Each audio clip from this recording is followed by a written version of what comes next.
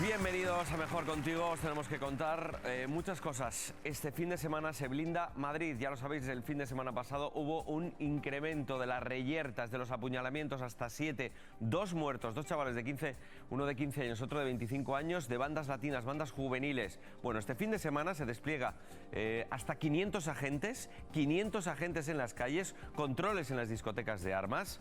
Y además hoy contamos con un testimonio de un ex miembro de una de estas bandas que tuvo que pagar por su libertad. María Álvarez.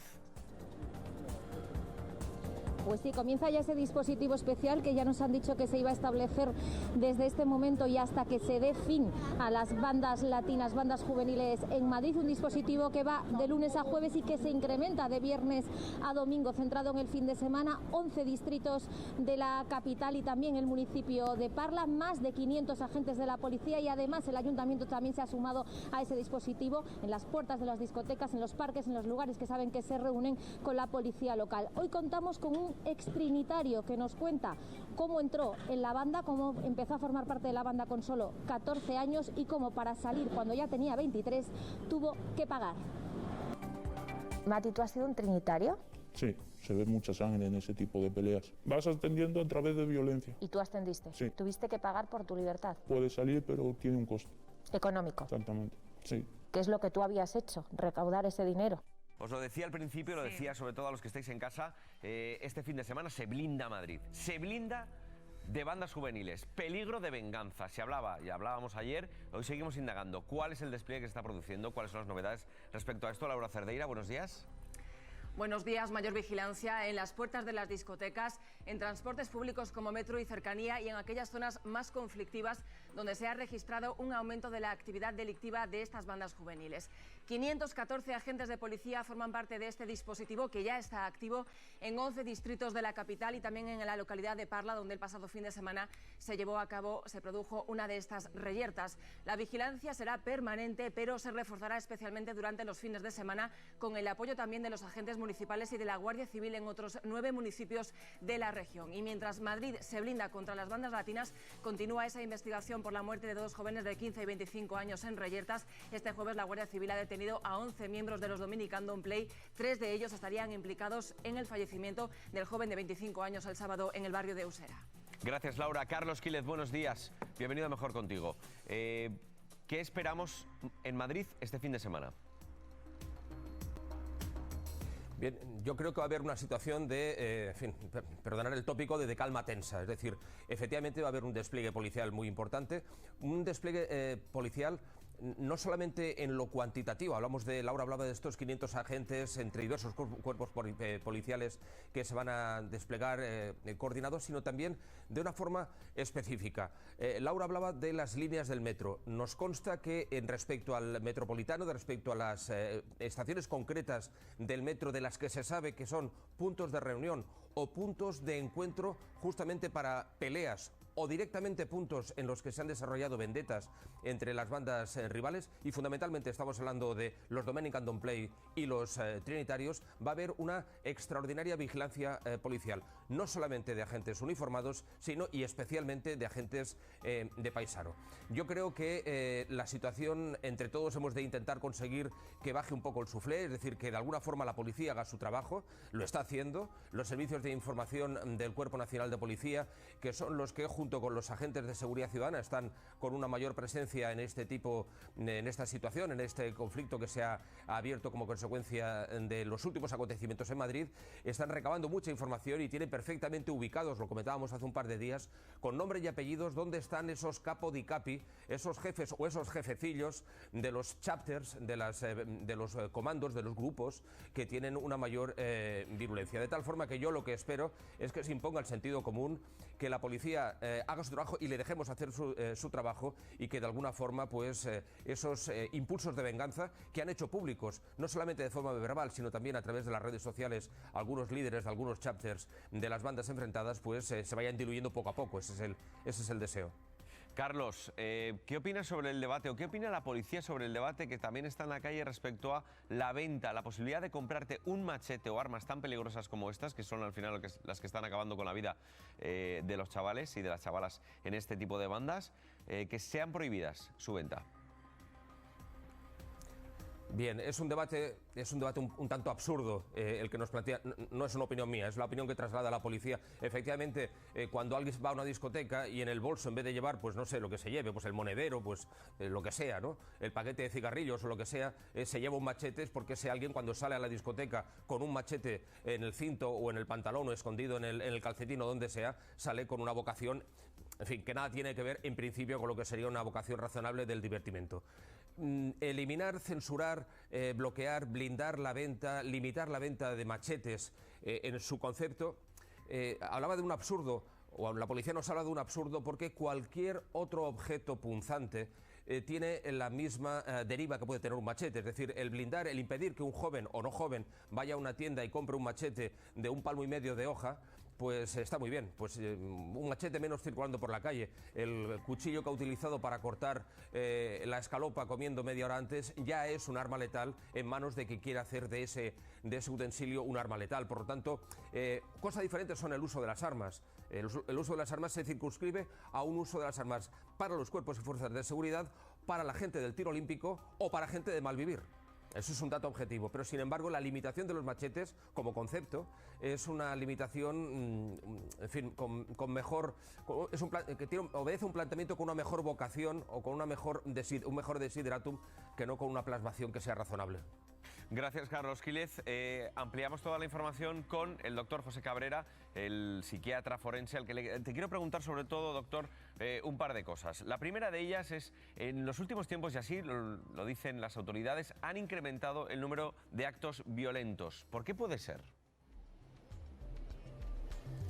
Hola, buenos días, amigos. Vamos a ver, estos grupos son 4 mataos que son la segunda generación de unos padres sudamericanos que se han roto la espalda a trabajar en España.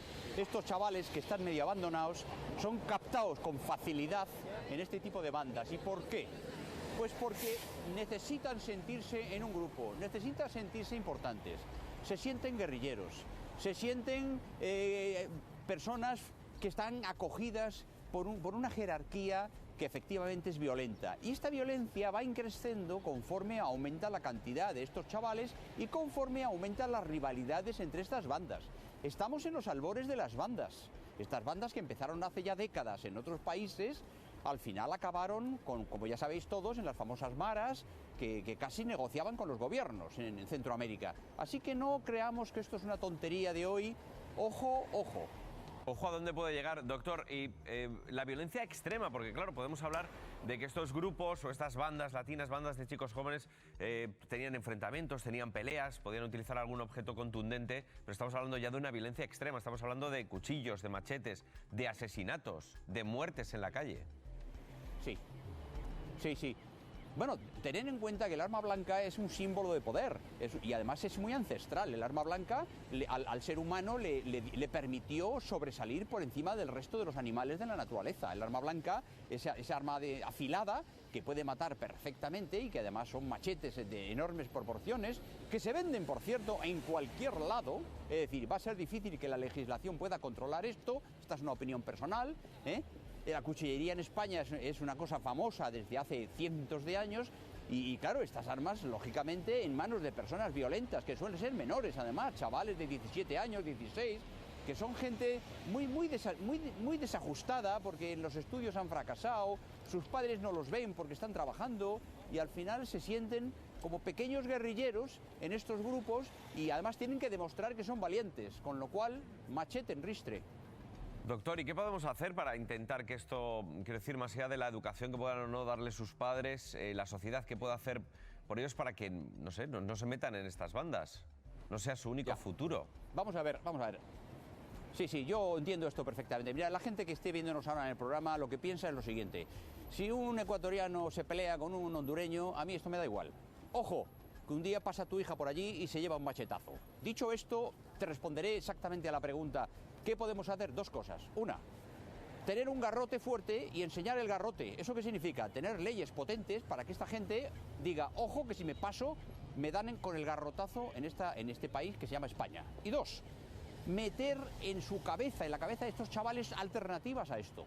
Y ahí hay muchos grupos que están trabajando, grupos de la iglesia, grupos que son laicos, trabajadores sociales de calle, gente que está tratando de captar a estos chavales para el deporte, para el baloncesto, para actividades de grupo, para excursiones, y que no tengan que estar pendientes de a ver quién lleva el machete más largo y a ver quién hace más daño a la banda contraria.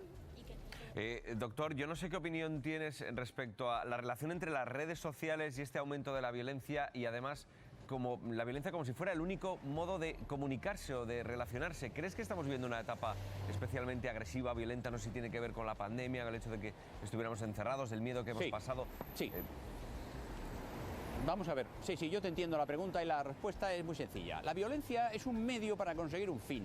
La violencia no es la agresividad. La agresividad es necesaria para vivir, para aceptar los estreses que la vida te va sometiendo. La violencia es un medio para conseguir un objetivo, para imponer un miedo, para defender una cueva, para conseguir alimento en la jungla. La violencia, por lo tanto, es un medio para. Entonces, esta violencia va increciendo. ¿Por qué? Pues por muchas razones. La primera, porque cada vez hay más gente que está fuera de control y esta gente se reagrupa y forman estas pequeñas bandas que hoy son pequeñas y mañana ya veremos. Y la segunda, porque vivimos una sociedad violenta, donde hay películas violentas constantemente. Si en una película no pones violencia y pones sexo, te aburres y cambias de canal. Entonces esto hay que valorarlo, tenemos que hacer un acto de reflexión social para que esto se calme, y la pandemia ha influido mucho. Estos chavales han estado encerrados por ley mucho tiempo y ahora salen con energías renovadas. Así que ojo al tanto, porque aquí tenemos que poner muchos medios, no solo sociales, sino legales, coercitivos, y sobre todo hay que bajar el nivel de violencia a nivel social, en los medios de comunicación, a la hora de expresar las cosas, en las noticias, en las películas. Pero claro, ¿quién le pone puertas al campo? Doctor, difícil ponerle puertas al campo. Gracias por estar mejor contigo. Un abrazo. Buen fin de semana. Muy fuerte para vosotros, otro. Gracias. María Álvarez, llevamos una semana con unos testimonios que día a día, o sea, no sé, quiero decir, nos dejan boquiabiertos, estremecedores, son unos testimonios terribles. María, hoy contamos con otro. Sí, en este caso hablamos de Mati, una vez más un nombre ficticio. De hecho, también hemos tenido que distorsionar su voz para que no se vea también su imagen, porque, insistimos, son personas que han pertenecido a bandas juveniles, pero que están totalmente ahora ya reinsertados en la sociedad. Vamos con Mati, con 14 años, y después de sufrir malos tratos en su casa, en su hogar, por parte de su madre, entra en contacto a través del fútbol. Él era un chico deportista con unos chicos y acaban por darse cuenta de que se trata de trinitarios. Lo que pasa es que experimenta lo que ya nos han dicho muchos, eso de tener miedo a dar miedo, y poco a poco va ascendiendo en la banda. Ya nos han dicho cómo se asciende en las bandas, a través de la sangre, a través de los crímenes, y se acaba convirtiendo en una especie de tesorero. Es el que recauda tanto el dinero de los robos, de la venta de la droga, de las cuotas de los miembros, y también, ojo, de esto no nos habían hablado hasta ahora, de una especie de impuesto revolucionario, es decir, ir a los negocios del barrio, a las peluquerías, a los bares, y pedirles dinero a cambio de no atacarlos. Vean. ¿Has sido un pandillero? Sí. Mati, ¿tú has sido un trinitario? Sí. ¿Durante cuántos años de tu vida? Desde los 14 hasta los 23, 24 años. Todo empieza en el maltrato que recibí en casa de parte de mi madre. Lo único que yo conocía de ella era golpes todos los días. Por muy que yo no quisiera estar en casa. Me dijeron que eran ellos los trinitarios. Empezaron, ya te digo, retos de iniciación. Mi caso era a alguien de nuestra banda rival y decir, ¿ves ese? Pues tienes que ir a por él. ¿Y tú lo hacías sin pensar? Y sin pensar, se ve mucha sangre en ese tipo de peleas. Vas ascendiendo a través de violencia. Cuanto más violento eres... ¿Y tú ascendiste? Sí, yo empecé a llevar las cuentas. Dinero de lo que los chicos robaban, las cuotas semanales. ¿Existe también una especie de impuesto revolucionario para los negocios de la zona? Sí. ¿Y la gente lo pagaba? ¿Es eso o que te pase algo? ¿Qué quieres decir? Marcos García Montes, tenemos la suerte de estar hablando, justo charlando con él, porque tú has defendido, Marcos, bienvenido a Mejor Contigo, has defendido a algunos chicos de estas bandas. En su día defendí hace ya años a chicos y chicos por homicidio, es decir, por las peleas, los rivales, etcétera. De verdad que era tremendo cuando te decían que el protocolo para ingresar, el examen y la oposición eran las mujeres pegar una paliza a una chica y los hombres tenían que violar a una mujer, ¿no? Aquello era demencial.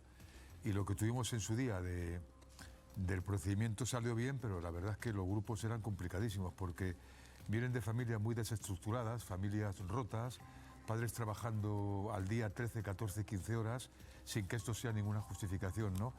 Y luego había unos más duros que otros, por ejemplo, en España tenemos Latin King, los Nietas, Dominican Don't Play, que son los de actualidad, los King, los Blues, los 42, Trinitarios, y además ellos llevan una serie de elementos o de graduaciones, como si fueran militares, ¿no?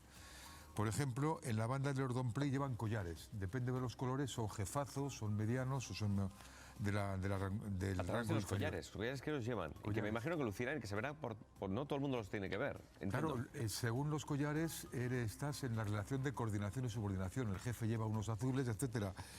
Por ejemplo, en los trinitarios, la disciplina, unos se llaman ángeles, que son los jefes, otros se llaman tesoreros, que son los que llevan las cuentas, y los guerreros universales, que es el comando operativo, los que se pegan, ¿no? Es decir, que todos tienen una estructuración como banda organizada, ahora es un grupo criminal, y corresponden a unos patrones que no vienen de aquí, vienen de la propia tipología americana. En Estados Unidos hay bandas asiáticas, hay los Blues, los Crips, los sureños, que son los latinos, hay pandillas de la mala salvatrucha que en España se han importado, los Nietas, luego están los Clown Pose, que son de raza negra, es decir, que todo esto es una importación desde siempre, y el tema de luchar contra ellos es muy complicado porque decía Tensi que terminamos con la marginación, terminamos con la delincuencia. Son chicos que empiezan pronto. Hoy nos hemos desayunado con que haya 30 niños que están pendientes de entrar en estas bandas, niños de 11 y 12 años, ¿no? Entonces hay que cortar esto de raíz. ¿Cómo? Pues yo creo que la represión es una parte, pero también la prevención es otra, que es educar, obligar a las madres y a los padres a que los niños vayan al colegio, que no estén en la calle por las mañanas o en los parques solos, y que estos niños que están totalmente fuera de la cultura social y familiar, intentar introducirlos. Si no los encarrilamos, tenemos para tiempo. Tú que defendiste a algunos miembros o exmiembros de estas bandas, ¿qué sensación tenías cuando les conocías? ¿Eran personas que estaban mal de la cabeza? ¿Eran chicos que a lo mejor estaban metidos en algo que no tenían capacidad de control? ¿Seguían órdenes de una manera hasta a rajatabla? Sí, el último que defendimos, que era un homicidio y que afortunadamente salió bien porque no se identificó al autor, eran personas que no se abrían al abogado. Es decir, yo, a pesar de que no pueda revelar los secretos que hablé con él, pero se cerraban perfectamente. Cuando le preguntabas por la organización, quiénes eran, cómo eran, era el silencio absoluto, la ley del silencio. Y siempre te decían que estaban en la calle de por la mañana, que no fueron al colegio, había un problema de absentismo tremendo, muchos querían trabajar y no podían trabajar, y también hay que decirlo, con espíritu de autocrítica, muchos estaban totalmente marginados porque les decían sudacas, latinos de mierda, etcétera, y eso también hay que verlo, porque tenemos que hacer autocrítica, ¿no? Entonces, entre todos tenemos que apoyar, pero son gente muy complicada porque no se abren, tienen sus núcleos y sobre todo tienen la ley del silencio. El que hable hay que matarle, sea como sea. Ostras. Y luego tienen facilidad de tener armas blancas. Las armas blancas no eran puñalitos pequeños, no, son machetes. Entonces es la forma en que funcionan. ¿Por qué machetes? Pues porque dentro de esta cultura latinoamericana son los que utilizan habitualmente para trabajar, para cortar azúcar, caña, etcétera. Y son los que ven habitualmente en casa. Su padre trabaja, tiene un machete, tiene este tipo de temas, y lo que hacen ellos es cogerlo o quitarle a su padre el machete, y es que no es que lo compren como un puñal, es el machete de trabajo el que utilizan para intimidar y hasta para matar. Marcos, seguimos hablando contigo, que quiero conectar con María, porque te preguntaba una cosa, Marcos, que es esa sensación que a mí me falta también, que quiero preguntarle a María Álvarez. Lleva toda la semana hablando y consiguiendo unos testimonios fantásticos para que conozcamos mejor las bandas. Tú, María, ¿qué has sentido? Porque, claro, vemos con voz distorsionada, no conocemos su nombre, pero tú les has mirado a los ojos. ¿Qué sensación te ha dado? ¿Hay detrás de esas miradas tristeza, pena por lo que pasaba y por lo que habían hecho? Fíjate yo que yo les he preguntado a todos si se habían perdonado por lo que habían hecho y todos me han dicho que sí, que es la única forma de dejarlo atrás, que no les queda nada de aquellos niños que fueran, porque estamos hablando de niños, en el caso del que estamos hablando de hoy de 14 años, una frase que a mí me ha marcado y que me la han dicho varios: para que sufra mi madre, que sufra la suya. Era la violencia por la violencia, simplemente con una mirada, es familiarizarse, hacer como normalizar la violencia, y todos provenían más o menos de las mismas circunstancias, del bullying, del maltrato en casa, de sentirse solos y de querer tener poder y de querer dar miedo. Nos decía, por ejemplo, Mati, el chico con el que hemos estado hoy, que a él le encantaba pasar por el medio de un grupo porque sabía que eso iba a dar muchísimo miedo. Se acabó convirtiendo, después de años en la banda, como os decía, en el tesorero, y luego le pagaron con la misma moneda. Al querer salir tuvo que pagar económicamente por su libertad. Nos dicen que en otros casos lo normal es que reciban una paliza cuando quieren salir o incluso algo peor. También le hemos preguntado por qué va a pasar a partir de ahora después de los asesinatos que se produjeron el fin de semana pasado. Nos lo han dicho, quizás no ahora, quizás no este fin de semana, pero habrá venganza. Una banda rival se enteró donde yo vivía, yo bajaba, los vi, subí a mi casa, cogí 2 cuchillos y salí detrás de ellos. Si lo pienso ahora, si yo hubiera alcanzado a alguno de ellos, no sé dónde estuviera, la verdad. Estar muerto o estar encerrado entre 4 paredes es lo mismo que estar en un ataúd. ¿Tú crees que hubieras acabado así? Seguramente. ¿Tuviste que pagar por tu libertad? Puedes salir, pero tiene un costo. Económico. Exactamente, sí. ¿Qué es lo que tú habías hecho? ¿Recaudar ese dinero? Sí. La familia que te dijeron que iban a hacer, en ese momento no la tuve. Hay gente que yo conocí que dejó la pandilla, pero a ellos no fue un castigo económico, sino un castigo físico. Tú que has estado dentro, ¿qué crees que es lo que va a pasar a partir de ahora, después de esos asesinatos? Claramente van a querer vengarse de la persona. Hay venganzas que eso se tarda, eso conlleva un seguimiento de averiguar quién ha sido. Nieves. No, yo lo que creo que Marcos lo ha clavado, sinceramente, la solución es integral. O sea, por un lado es verdad la educación, no hacer guetos dentro de una misma clase, que los profesores y las instituciones educativas se preocupen de que los niños se integren españoles con personas que vengan de otro país o que desciendan de familias de otros países. Está muy bien que hayáis puesto bandas juveniles, porque es verdad que ya no es correcto decir latinas, es que ya hablamos de españoles, de chicos que han nacido en España y que tienen DNI como el resto de los que hemos nacido aquí. Y luego, por otro lado, el que sea tan fácil acceder a un arma. Sabe Marcos que hay una ley que no se cumple. Es que si tú compras un machete en una ferretería que se puede comprar por 20 euros, tú tienes que enseñar tu DNI y decir qué vas a hacer con ese machete. No lo puede comprar un menor. Entonces, pasa como con el alcohol. ¿Cómo es posible que el alcohol acabe en manos de adolescentes? Sí, pero la realidad, Nieves, es... La realidad es otra. La realidad es que tú, o sea... Hasta en una gasolinera te puedes comprar una navaja.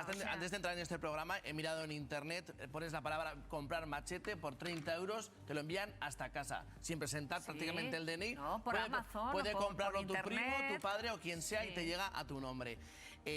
Lo que decía Nieves es que son bandas juveniles porque hace un año se articuló una banda en Madrid también importante en la que había latinos, españoles, Exacto, personas de origen de Marruecos, de origen de Rumanía, con lo cual ya no hablamos solo de esa violencia característica de las bandas de Latin Kings o de estas bandas de origen latino. Y a mí lo que me da verdadero miedo y terror, y creo que el doctor Cabrera ha dado en el clavo, es que nosotros...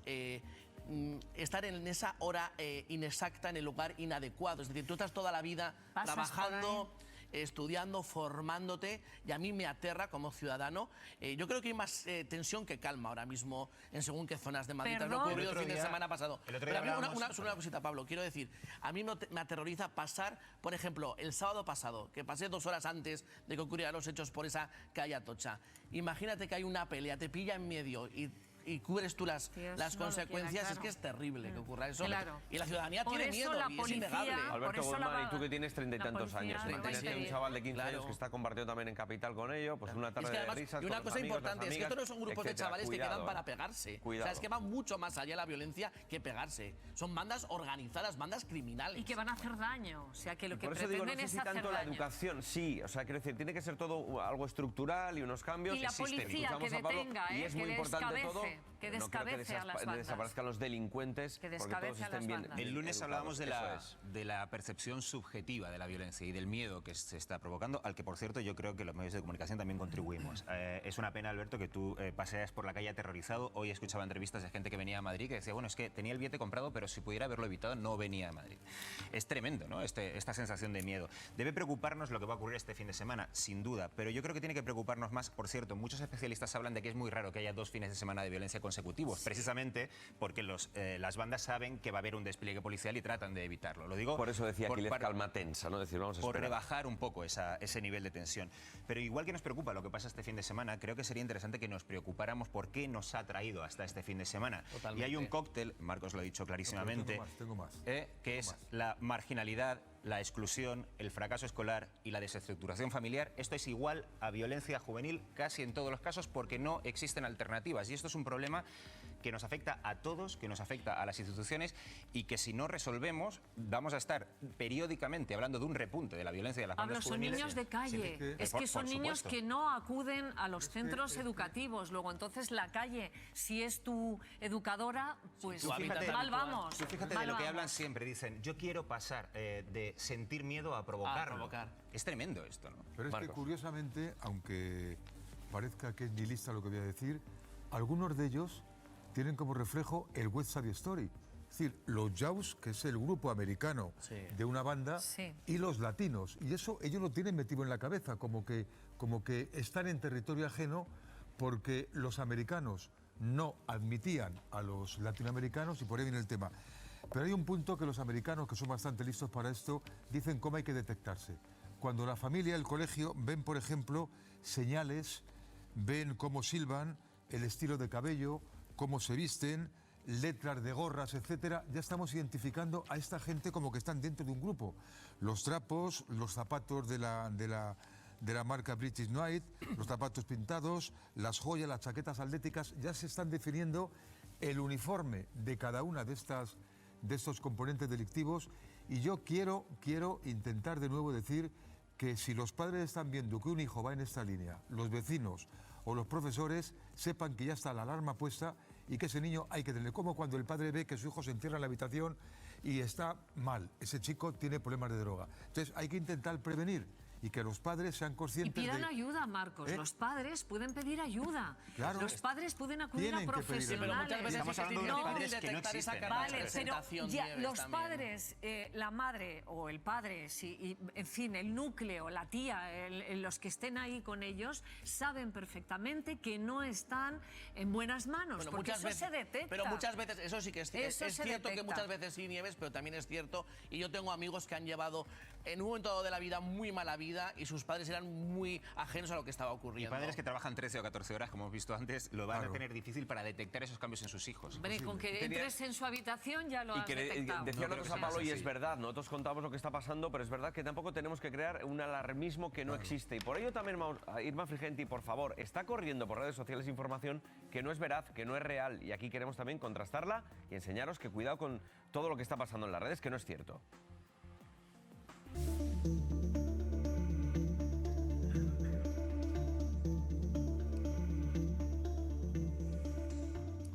Sí, bueno, aquí van a ver una muestra de mensajes que están corriendo por las redes sociales. 3 ejemplos en redes sociales diferentes que se están difundiendo entre los jóvenes de Madrid y que ya les decimos que son falsos, que son un bulo.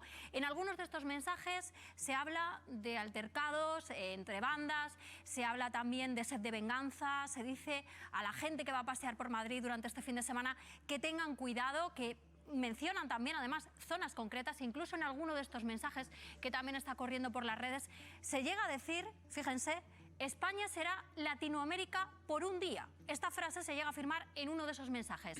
Como les decía, sitúan los hechos en barrios concretos de Madrid. Barrios, por cierto, muy céntricos. Para quienes no conozcan Madrid, ahora vamos a ver en el mapa, hablan de barrios como la Puerta del Sol, Callao, El Carmen, Príncipe Pío, donde dicen que va a ser una auténtica cacería, también la Dehesa, Moncloa, Lucero. Bueno, todos estos barrios son en los que sitúan esos altercados, pero como les decía, este mensaje es falso y nos lo ha confirmado a Verifica RTVE la propia Policía Nacional, que además lo ha confirmado en su cuenta de Twitter. Aquí lo están viendo uno de esos mensajes y están viendo cómo la policía lo desmiente. Además, nos dicen qué es lo que tenemos que hacer si nos llega información parecida a esta. Confiar siempre en fuentes oficiales y no reenviar el mensaje nunca si no estamos seguros de la veracidad de esa información. Nosotros en Verifica RTVE les hemos desmentido muchas veces bulos que tienen que ver con estos altercados, que tienen que ver con incidentes de seguridad, y es contenido que lo único que busca busca es generar alarma en la población en momentos como este, en momentos de incertidumbre. Les voy a recordar las vías de contacto con Verifica RTV, que siempre tienen abiertas, y que tomen nota porque aquí las están viendo: el 659-800-555, siempre por favor a través de WhatsApp, y también a través del correo electrónico verificartv@rtv.es. Gracias, Irma Frigenti. Ya lo veis, toda la información que corre no es real, no es veraz, y aquí la contrastamos y os la contamos. Pendientes. Madrid se blinda. Creo que hay que también estar tranquilos. Precaución y prudencia, no alarma.